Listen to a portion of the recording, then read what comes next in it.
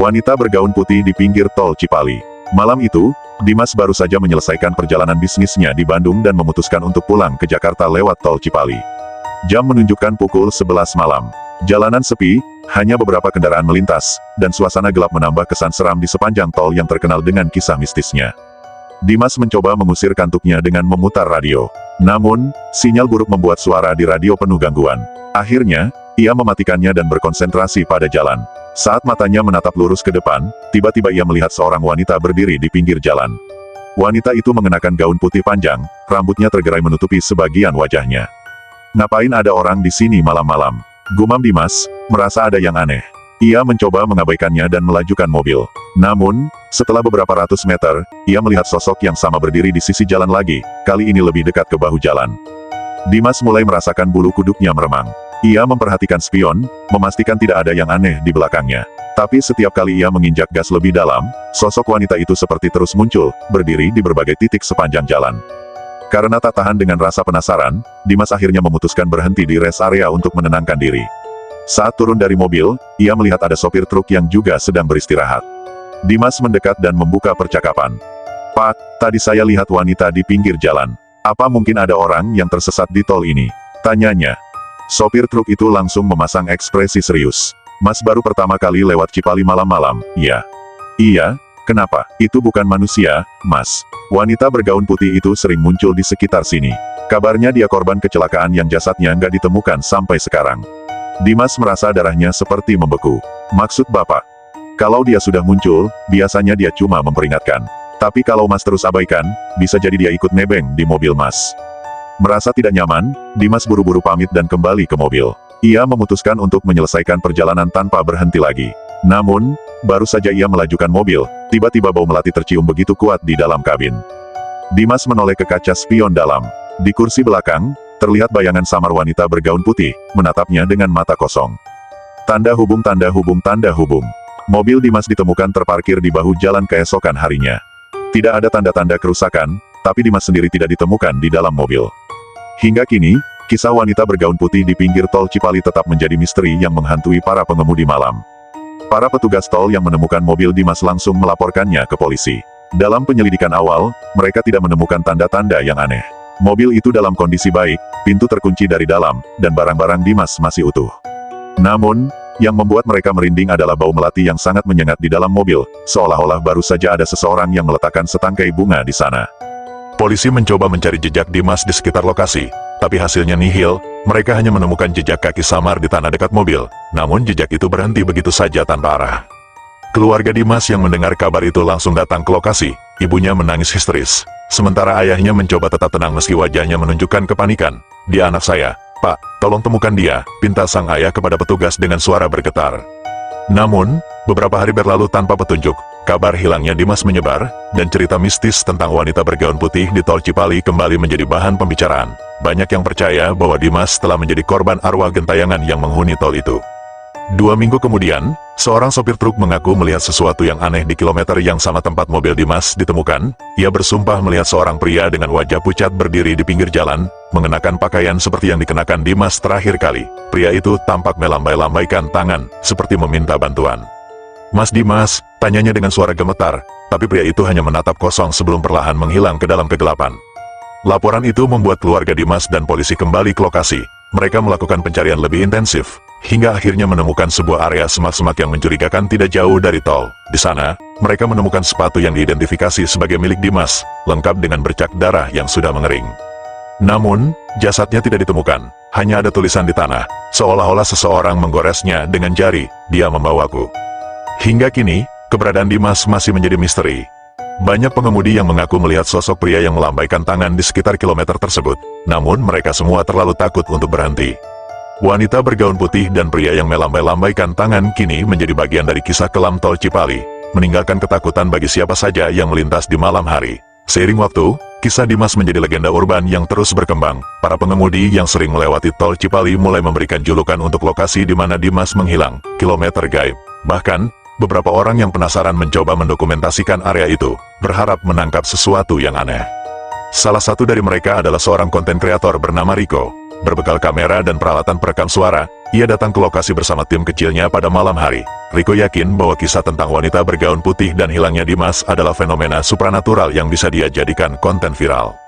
Malam itu, suasana di sekitar lokasi terasa sangat sunyi, angin malam terasa dingin, dan aroma samar bunga melati mulai tercium ketika mereka mendekati kilometer yang disebut-sebut angker. Ada yang nyium bau melati enggak? Tanya salah satu anggota tim, Yuni, dengan nada khawatir. Rico tersenyum tipis, santai aja, itu cuma sugesti, fokus aja sama peralatan kita. Namun, saat mereka mulai merekam, salah satu kamera tiba-tiba mati meskipun baterainya baru saja diisi penuh. Mikrofon mereka juga menangkap suara-suara aneh, seperti langkah kaki yang mendekat, lalu menjauh, tapi tidak ada siapapun di sekitar. Ketika Rico memutar ulang rekaman audio, suara itu lebih jelas, ada bisikan samar, seperti seseorang yang memanggil. Tolong, tolong, dia membawa aku. Suara itu membuat mereka bergidik, tapi Rico tetap bersikeras melanjutkan, sampai tiba-tiba Yuni berteriak histeris. Di sana, ada wanita bergaun putih, ia menunjuk ke arah jalan, tapi saat yang lain menoleh, sosok itu sudah menghilang. Ketegangan memuncak ketika salah satu kamera menangkap sesuatu yang tidak biasa di pinggir jalan. Dalam kegelapan, terlihat bayangan seorang pria dengan wajah pucat, melambai-lambaikan tangan ke arah mereka. Rico mencoba mendekati, tapi bayangan itu perlahan menghilang, meninggalkan aroma melati yang semakin pekat. Saat mereka memutuskan untuk pergi, mobil mereka tiba-tiba tidak mau menyala, mesin seolah mati total. Meskipun sebelumnya tidak ada masalah, dalam kepanikan, mereka mencoba mencari bantuan, tapi sinyal ponsel lenyap entah kenapa. Di tengah kebingungan itu, mereka mendengar suara ketukan dari arah belakang mobil. Kita nggak sendiri, bisik salah satu anggota tim, suaranya gemetar. Rico memberanikan diri menoleh ke belakang. Di kaca mobil, terlihat jelas wajah seorang wanita dengan rambut panjang yang menutupi sebagian wajahnya, mengenakan gaun putih yang kotor penuh tanah. Dia menatap mereka dengan senyuman mengerikan, sebelum perlahan menghilang seperti kabut.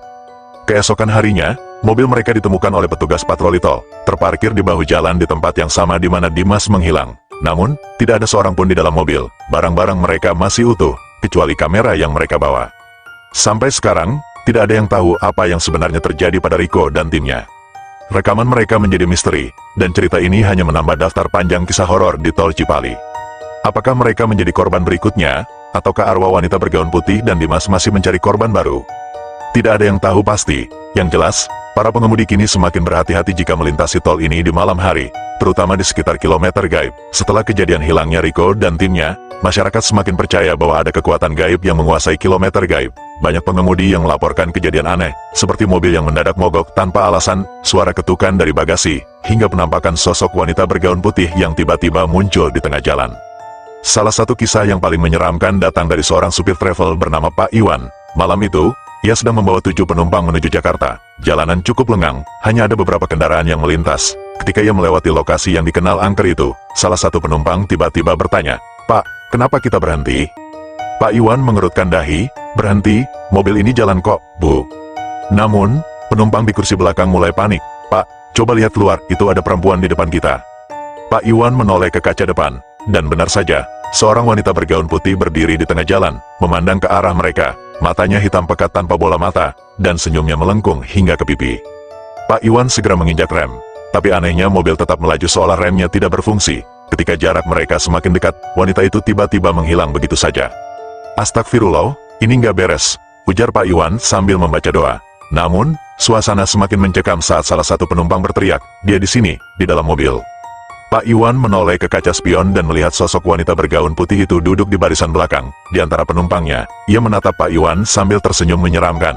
Seketika suasana di dalam mobil menjadi kacau. Para penumpang menjerit ketakutan, sementara Pak Iwan terus membaca doa.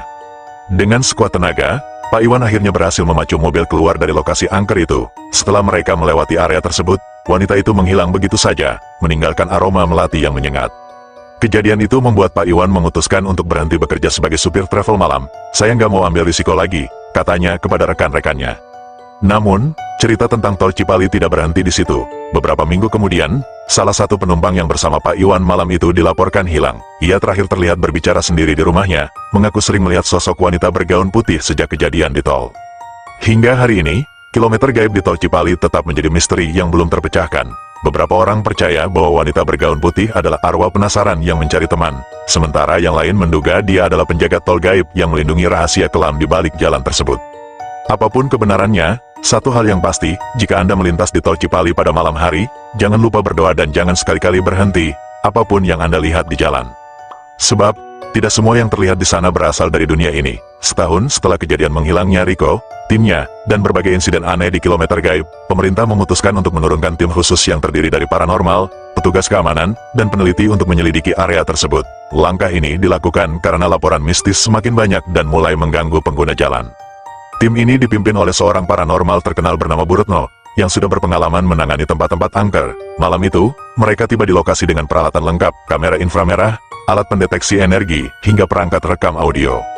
Tempat ini punya energi yang berat, ucap Bu Retno setelah turun dari mobil. Ada banyak jiwa yang terperangkap di sini. Saat tim mulai melakukan eksplorasi, Bu Retno memusatkan perhatian pada semak-semak di dekat lokasi di mana barang milik Dimas pernah ditemukan. Ia berhenti dan memejamkan mata. Dia di sini, katanya.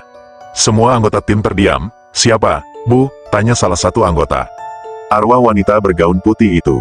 Dia bukan sekadar hantu gentayangan. Dia terjebak di sini karena dendam yang sangat besar. Bu Retno mulai memanggil arwah wanita tersebut. Kalau kamu di sini, tunjukkan dirimu. Kami ingin tahu apa yang membuatmu tidak tenang. Tiba-tiba angin bertiup kencang, dan aroma melati menyeruak. Dari kegelapan, sosok wanita bergaun putih muncul perlahan. Wajahnya tampak pucat dengan tatapan kosong. Semua orang bergidik, tapi Bu Retno tetap tenang. Kamu siapa? Kenapa kamu di sini? Tanya Bu Retno dengan suara lembut. Wanita itu tidak menjawab, hanya menunjuk ke arah jalan tol. Bu Retno menutup mata sejenak dan kemudian berkata, dia korban kecelakaan. Mobilnya dihantam truk besar, tapi jasadnya tidak pernah ditemukan karena terpental jauh ke semak-semak. Jiwanya terus di sini, mencari keadilan. Semua anggota tim tertegun. Kalau begitu, apa yang harus kita lakukan? Kita harus mengantarkan dia pergi dengan tenang, jawab Bu Retno. Ia kemudian melakukan ritual sederhana, membakar kemenyan dan membacakan doa-doa untuk membantu arwah wanita itu berpindah ke alam lain. Saat ritual berlangsung, wanita bergaun putih itu perlahan memudar. Tapi sebelum hilang sepenuhnya, ia berbisik pelan, terima kasih.